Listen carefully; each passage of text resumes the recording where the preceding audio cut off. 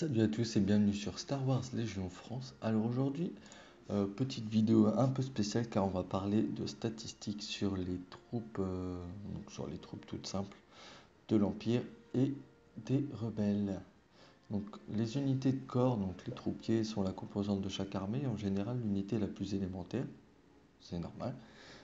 Donc ils sont à l'endroit logique pour commencer la construction de l'armée. Évidemment, il va vous falloir pas mal de troupiers pour constituer le corps de votre armée.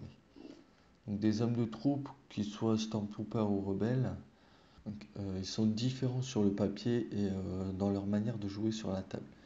Donc, mais quand ils jouent comme il le faut, ils font en réalité un taf identique.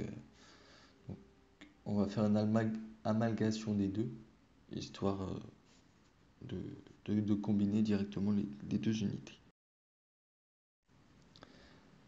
Donc d'abord, on va prendre ce qu'ils ont en commun et pour appliquer une mesure standard au jeu. Donc les troupiers se déplacent à une vitesse de 2, leur portée d'armes sont de 1 à 3, le courage est de 1 et 4 blessures donc pour une unité standard sans amélioration. Donc ça fait, on va dire, une blessure par modèle. Donc, regardons ce qu'ils font de différent. Alors, donc la production de dégâts et la survivabilité évidemment. Donc, les rebelles feront en moyenne 2 dégâts, tandis que une unité de 4 Stormtroopers fera en moyenne 1,3 dégâts. Donc sur l'envers, une unité de Stormtroopers sur la prise de 4 blessures sauvera 2 blessures, tandis que les rebelles sauveront 1,3.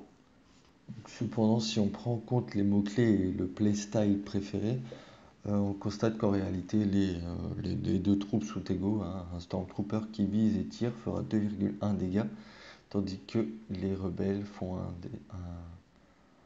avec un pion esquive économiseront 2 blessures. Ainsi joué donc de façon optimale, nous constatons que les rebelles et les Stormtroopers sont essentiellement les mêmes. Donc en faisant ma recherche, j'ai pu constater qu'une unité de 80 points sont les meilleures métriques pour comparer, ce qu'évidemment on ne joue pas avec des unités à 40 points, hein. On joue en moyenne avec des unités vers les 80 points, 72-80 points. Donc pour arriver là, on a simplement ajouté donc un troupier et une option d'arme lourde à l'unité. Pour les Stormtroopers, donc ce sera un 5e gars plus le 6e mec qui sera le DLT-19. Et pour les rebelles, donc on a une unité de 4 personnes plus un troupier plus un Z6.